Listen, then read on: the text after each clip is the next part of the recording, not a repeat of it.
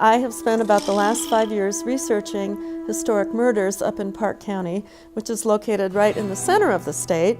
And I came across many stories of just unbelievable, murders and happenings. And so I started compiling those, and I would read one and I thought, oh, that's interesting. Pretty soon, before I knew it, I had accumulated about 35 stories of true Wild West stories of outlaws and murders up in Park County. Park County was settled early, and about 1859 is when the Pikes Peak Gold Rush started up there.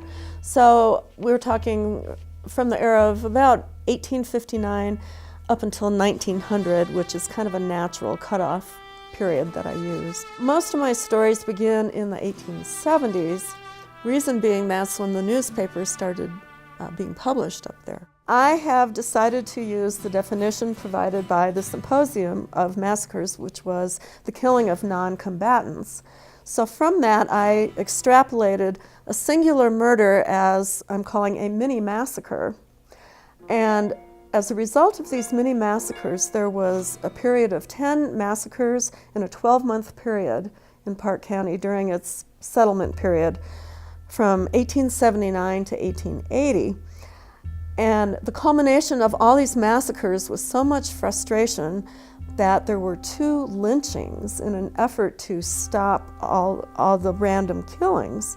So I'm calling the lynchings mob massacres because a lynching by definition really is a mob behavior, a vigilante group. There was court up there, district court, just like we have today. One of the frustrations was that district court was only held twice a year, if you can imagine.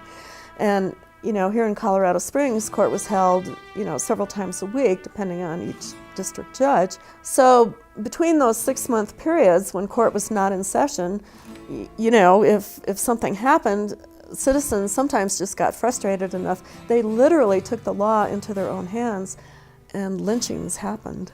In several of my stories, the lynch mob actually broke into the jail, stole the keys or wrestled the keys from the sheriff and rousted the inmate out of the jail and lynched him in front of the sheriff, who really couldn't do much of anything.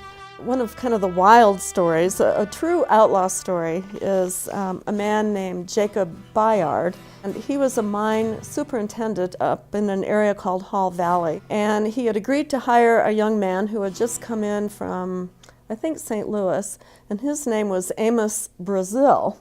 They went drinking one night in George Campbell's saloon in the little town of Hall Valley. Well, as the Wild West stories go, and this is all true, I don't make this stuff up, they played poker, they got into an argument over money, and Jacob Bayard left the saloon. He came back in a few minutes, and he pulled out his gun and he shot Amos in the back, who was standing up at the bar counter. True story. So poor Amos, he was a big man, he was about 6'2". So Amos fell dead on the floor, and the saloon owner, George Campbell, managed to knock the gun out of Jacob's hand, if you can imagine. And his nickname was Big Jake. So Big Jake ran over to a smelter that night and hid out, and then the next morning he walked into a nearby town, the little town of Webster. Well, 2 people were hot on his tail. They apprehended him, and they put him in a wagon, and they hauled him into Fairplay, into the county jail. So Jacob was in jail for a couple of months, and one of his cellmates was a man named Frank Record, who the jailers allowed to play his fiddle at night. So while Frank was fiddling, Jacob was sawing with an iron bar he had found with a little saw, and he sawed the iron bars off, and he escaped. And he ran up to Wyoming, and he went to his father's cabin up there near Buffalo, and there was supposed to be a big shootout up there because the Park County undersheriff had traced him up to Wyoming.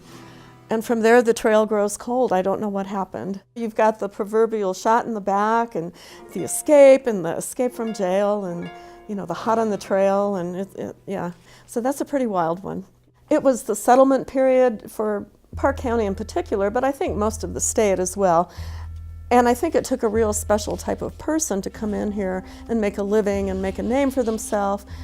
Granted, most people got along and did the proper thing, but these Wild West stories they just pique my interest, and I think they do for a lot of other people too. Other than about 3 out of my 35 stories, the rest of the stories are basically unknown to anybody. So I think these 30-some stories are really going to add to, the Pikes Peak region's history and to the state of Colorado in general, because they're unknown, and I think it'll just give people a little bit better idea of what life was really like during that era. There's so much history here, and I know this is going to sound simplistic, but we don't know what we don't know, which means that there's so much to discover and there's so much that can be added to this area's history.